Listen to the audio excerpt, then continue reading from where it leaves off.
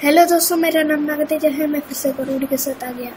इस वीडियो में मैं आपको बताऊंगा कि आप VMware को कैसे एक्टिवेट कर सकते हैं फ्री में।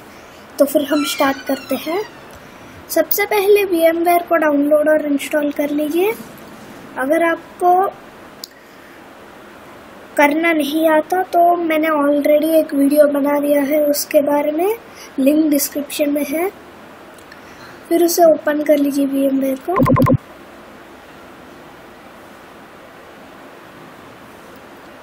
फिर यहाँ पे हेल्प पे जाइए। फिर यहाँ पे एंटर अ लाइसेंस की पे क्लिक कीजिए।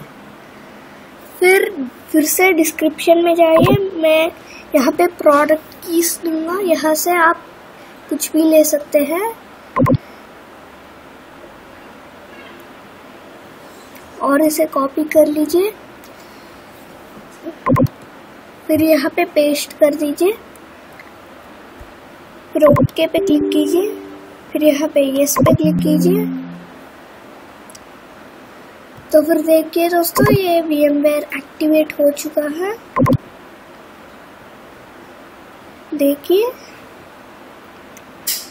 लाइसेंस।